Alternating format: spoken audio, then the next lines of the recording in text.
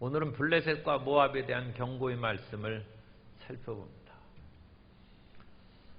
오늘날 이 세상에서 우리 능력과 지혜가 부족함을 탄식하기도 하지만 한편으로는 나보다 못한 사람이 왜 잘되고 더 평안하고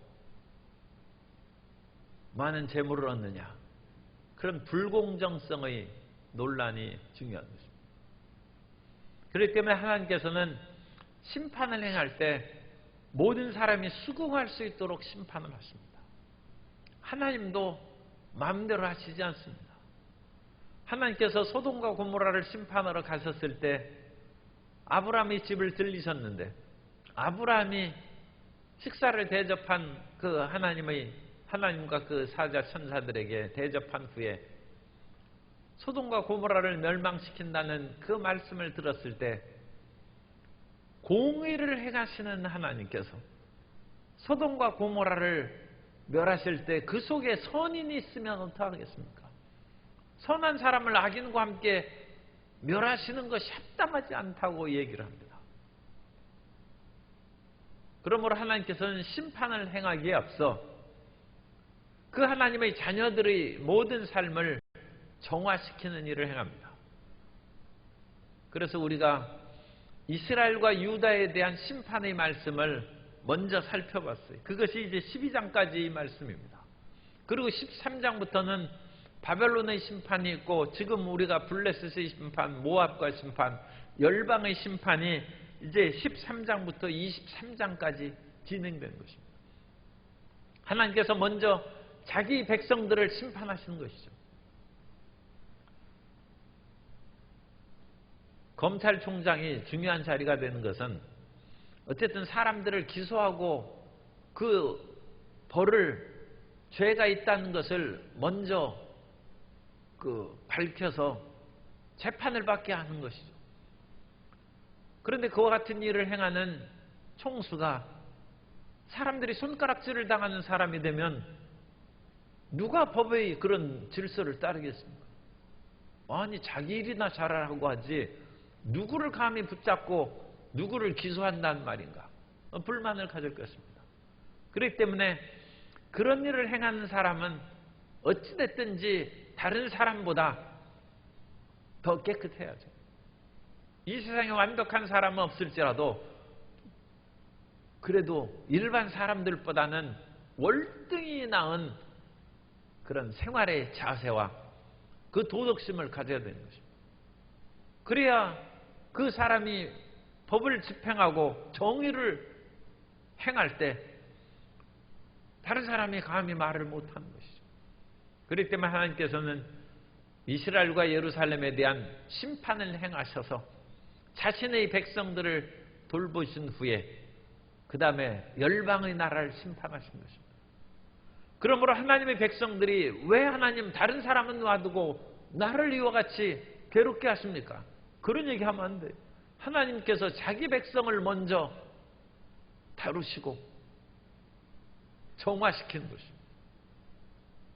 그리고 그것을 통해서 하나님을 믿지 않거나 어쨌든 모든 열방을 공정하게 심판을 지금 시작하신다.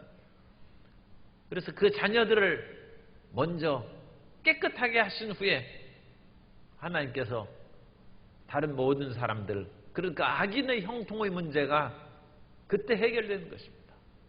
우리보다 못된 사람들이 얼마나 많은데 그런 얘기할 거 없습니다. 왜냐하면 우리를 먼저 정화하신 후에 그들은 심판하시는데 얼마나 하나님께서 엄중하게 심판하시는지, 하나님의 심판하시는 맷돌은 천천히 돌아가되 그 한 번 맷돌 속에 들어가면 가루가 되어서 나온다는 그런 말이 있습니다.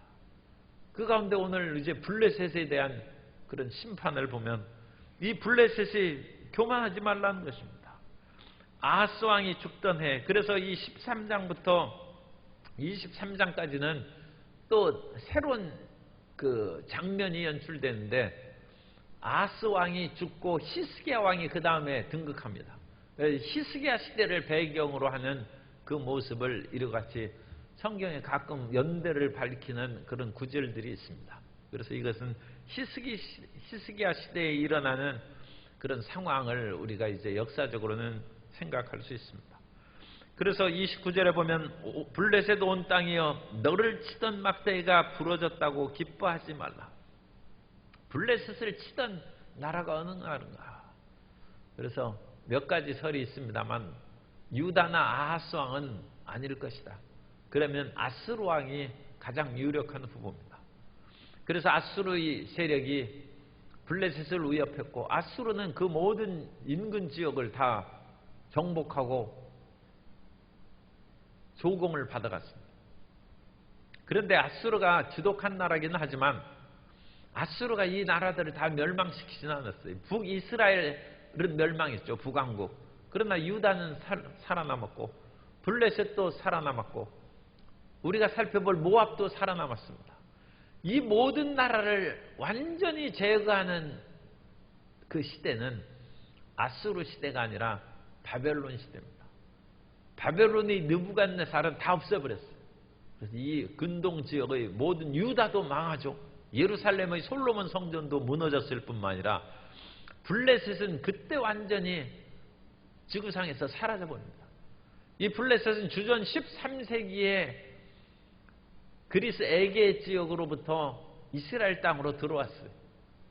그래서 이 블레셋 사람들이 이스라엘 사람들과 끊임없이 싸우다가 다윗 왕 시대에 블레셋 사람들을 지중해 해안 쪽으로 몰아넣었어요. 그 지역이 이제 가자 지구입니다. 오늘까지.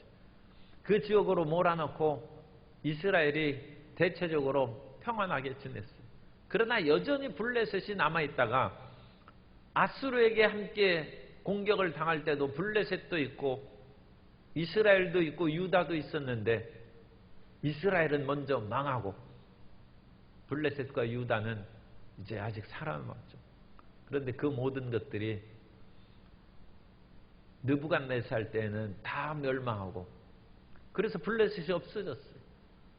그런데 주전 5세기 그리스의 역사가 헤로도토스가 이 땅의 이름을 역사를 기술하면서 뭐라고 할까 하다가 그 해안 지역에 그 같은 그런 그리스의 그런 인종들이 그쪽으로 왔으니까 그 사람들의 이름 블레셋을 그 헬라어로 하면 팔레스티나입니다. 그래서 팔레스티나라고 그 지역을 이름을 붙여서 팔레스티나에서 그 팔레스타인이라는 이제 영어 단어가 나와서 그 지역을 팔레스타인이라고 부르는 것이죠. 어쨌든 이 블레셋이 아수르 시대에 큰 곤욕을 당하는데 아수르를 괴롭히던 그런 살마네셀 그 3세 때, 살마네셀 5세 때 이스라엘은 망하고 그때 블레셋도 심각한 영향을 받았지만 아직 끝이 아니라는 것입니다. 살마네셀 5세가 사라진 후에는 더 강한 독사와 뱀이 이제 나타나는 것이죠. 뱀의 뿌리에서는 독사가 나겠고 그의 열매는 날아다니는 불뱀이 되리라. 그래서 그 다음에 사르곤의 침략이 있고 사네립 때는 더 엄청난 그런 침략이 있고 아수르는 더욱더 강하게 블레셋을 압박해 나아가고 아수르의 전성시대는 7세기입니다. 아직도 전성시대가 아직 안 왔어요. 그럼에도 불구하고 이 블레셋 사람들은 극한 고통에 처하다가 오늘 본문에서는 다 이제 망한 것으로 이렇게 하는데 안 없어졌어요. 그러니까 심각한 그런 그 공격을 받고 겨우 연명해서 살다가 그 다음 시대인 바벨론 시대에 완전히 이제 멸망해서 사라집니다. 그래서 블레셋을 괴롭히던 그런 그 세력들은 더 강하게 독사와 뱀으로 해서 다가온다는 것입니다. 그래서 블레셋 사람들은 해안 평야에서 상당히 어느 정도는 그 먹고 살 것이 있었지만 이제는 모든 먹을 것도 떨어지고 가난한 자의 장자는 먹을 것이지만 내 뿌리는 기근으로 기근으로 죽일 것이요 내게 남은 자는 살육을 당하리라. 31절에 성문이여 슬피 울지어다 성읍이여 부르짖을지어다. 그러니까 성문이 운다는 것은 성읍이 파멸되고 성문이 부서진다는 것이죠. 부서진다는 것이고. 너 블레셋이여 다 소멸되리로다. 대저 연기가 북방에서 오는데, 이 연기라는 것은 번역이 연기라기보다는 그 아샨이라는 단어를 쓰는데 먼지라고 번역하는 것이 좋습니다. 그래서 북방에서 무수한 군대 병력이 이제 병거와 또 사람들이 구보로 막 달리니까 그 일어나는 먼지가 가득한다는 것입니다. 그래서 우리말 성경으로 4장 31절, 14장 31절을 읽어드리면 성문아 통곡하라 성읍아 울부짖으라 너희 블레셋 사람들아 소멸되라. 북쪽에서 대군이 흙먼지를 일으키며 내려오는데, 여기서 연기라는 것을 아샨 흙먼지로 번역을 했습니다. 흙먼지를 일으키며 내려오는데 아무도 그 대오에서 떨어져 나온 사람이 없구나. 그래서 이 블레셋이 심각한 위기에 빠지게 되고, 그럼에도 불구하고 유다에는 평온이 있다는 것입니다. 유다는 아직 아수르가 완전 정복하거나 그럴 때가 아니에요. 왜냐하면 히스기야 시대에 히스기야가 선지자 이사야의 말을 듣고 아수르에게 조공을 잘 갖다 바쳤습니다. 그러니까 이 극우파가 꼭 좋은 것이 아니에요. 이런 유다의 극우파는 하나님의 나라인데 우상의 아수르에 대해서 대항해야 하지 않느냐, 그런 식으로 주장했는데 선지자 이사야가 그런 얘기 하지 말라. 하나님의 때가 아닌즉 아수르에게 잘 보이라는 거예요. 그래서 아수르에게 조공을 바치고 해서 이 아수르 세력이 내려와서 블레셋은 황폐케 하고 지금 다 죽지 않습니까? 그런데 유다의 시온은 평안하다. 그래서 이사야 선지자의 메시지를 히스기야가 받아들였어요. 그 왕은 하나님의 선지자의 말을 들어야 되는죠.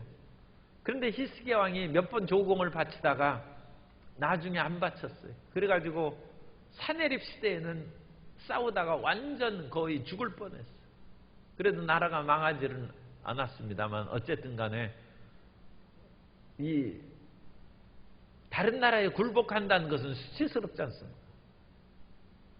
그런데 사람이 참고 한신 장군이 옛날 청년 때 동네하고 싸우고 그러다가 공연히 감옥에 들어가고 전과가 생기면 나라를 위해서 일할 수 있는 기회가 사라져버리죠. 그래서 동네 불량배의 바지가랑이 밑으로 기어가 들어갔다는 그런 고사가 있지 않습니까?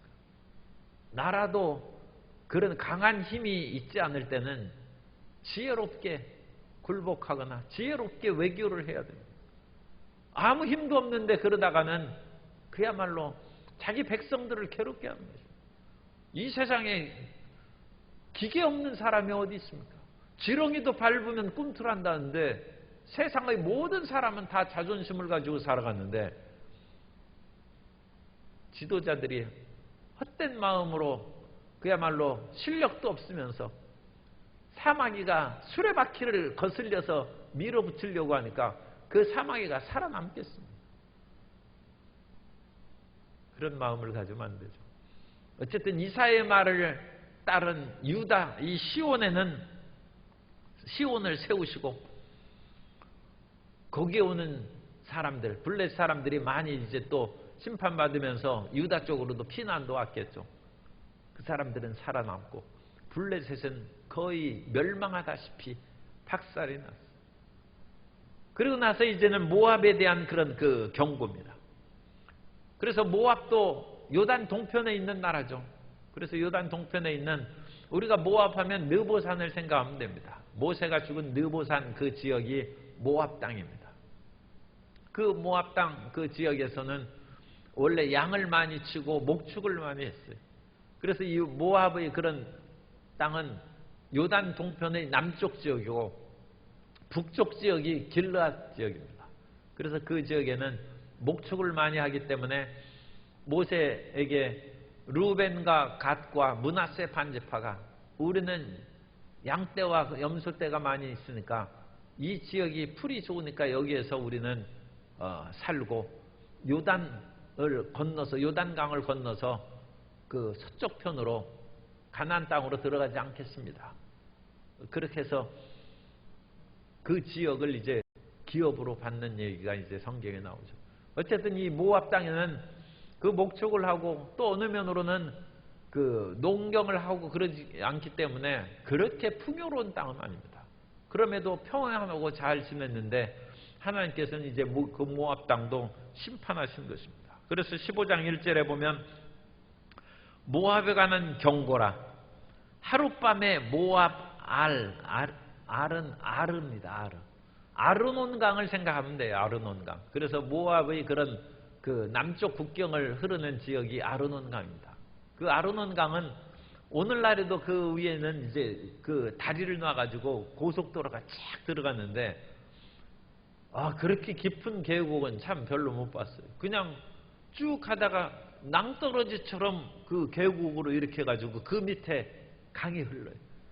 강 물줄기는 뭐 별거 볼 거 없습니다. 이 지역이 원래 비가 많이 오는 지역이 아니고 척박한 지역이기 때문에 강물은 별로 없어요. 그런데 이 계곡이 엄청나게 깊어요. 그 아르논 골짜기입니다. 그래서 거기를 건너므로 그 남쪽은 주로 에돔, 나중에 모압과의 그런 국경의 그런 상황을 하기도 하는데 그 아르논 강의 아르입니다. 그래서 모압 전체를 또한 의미하기도 합니다. 모압 아르가 망하여 황폐할 것이며 하룻밤에 모압 기르가 망하여 황폐할 것이라. 하나님께서 모압을 평안하게 놔두셨다가 모압은 그모스 신을 섬기는 우상 숭배하고 잘못된 것을 섬기는 건데 그 사람들이 하루아침에 망합니다. 악인의 형통함을 부러워할 것이 없어요. 그들은 하루아침에 망해가지고 그들의 무성한 그런 풀들이 속히 순식간에 쇠잔함과 같이 사라져버린다. 그 악인들이 형통한 것은 불쌍하게 생각해야지. 아니 하나님의 백성은 나는 분초마다 고난과 시련을 당하고 저 사람들은 나와 같은 시련도 고난을 받지 않고 승승장구하 살아가는데 하나님 이게 어찌된 일입니까? 하나님이 과연 우리를 사랑하시는 것입니까? 하나님은 과연 공평하신 것입니까? 하나님은 공평하시고 하나님은 우리를 사랑하십니다. 그렇기 때문에 우리를 먼저 가벼운 죄악 가운데도 우리를 정화하시는 것이고 이 모든 죄악 가운데 빠진 악인의 국가들은 순식간에 망하는 것입니다. 그래서 여기에서는 수많은 지명이 나오는데 이 지명들은 오늘날 우리가 잘 알지도 못하는 그런 지명들도 많고 어쨌든 모압의 여러 도시들입니다. 그래서 바이 디본 산당에 올라가 울며 모압은 느보와 메드바, 느보는 우리가 이제 알죠. 메드바 이런 도시는 상당히 이제 알려진 도시입니다. 그래서 죽으니까 그들은 머리카락을 밀고 각각 수염을 깎았으며 죽은 자에 대한 애통을 표현할 때는 머리를 밀고 수염을 깎습니다. 원래 수염을 깎는 것은 건강에 좋지 않다고 해서 정통적인 유대인들은 수염을 안 깎습니다. 그래서 수염을 안 깎고 기르는 것이 아무래도 피부에 좋을 텐데 또 수염이 너무 많이 나면 그 수염 뿌리에 그렇게 그 습진이 생기고 곰팡이 같은데 그래가지고 수염을 이제 말려줘야 돼요. 그래서 수염이 너무 많이 나는 것도 피부에는 별로 좋지 않을 수도 있어요. 그러나 어쨌든 간에 수염을 매일 면도를 많이 하는 것은 또 건강에 좋지 않다는 것이 그와 같이 얘기를 합니다. 그래서 이 죽은 자에 대한 애통이 있고 3절 거리에서는 굵은 배로 몸을 동였으며 지붕과 넓은 곳에서는 각기 애통하며 심히 울고 그래서 죽음과 재앙이 다가올 때는 이 모압은 이미 하나님이 기다리고 참다가 심판하시기 때문에 심판을 돌이킬 수는 없어요. 그러나 하나님의 심판이 조금이나마 가볍고 더디하려면 굵은 배로 몸을 동이고 겸손하게 보이는 것이었어요.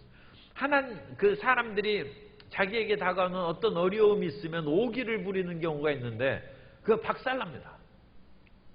아니 오기를 부릴 때 부려야죠. 하나님 앞에 그 오기를 부려서 되겠습니까? 하나님 앞에는 겸비한 것입니다. 아합 왕은 아주 나쁜 왕이지만 엘리야가 아합 집안의 멸망을 선포할 때 이 아합이 그야말로 굵은 배로 몸을 동이고 걸음을 천천히 해서 하나님 앞에 겸비하였다. 그래서 아합 시대에는 그 재앙을 내리지 않는다는 말이 있습니다. 그래서 사람들이 어쨌든 간에 어렵고 힘든 일이 다가오면 겸손해요.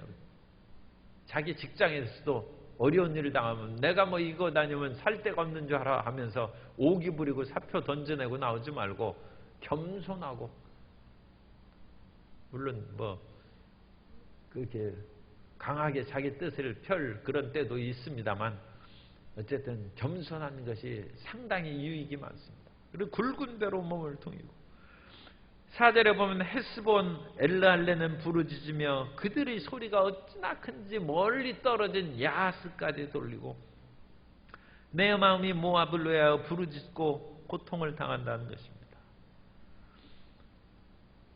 모압의 그런 그 수도가 그 기르인데, 이 1절에 모압의 기르가 망하여, 이 기르의 사진을, 현대 사진을 한번 그 준비됐으면 한번 보도록 하겠습니다. 모압의 기르 사진이, 여기가 이제 그 오늘날의 기르 성입니다. 밑에는 이 절벽처럼 되어 있죠.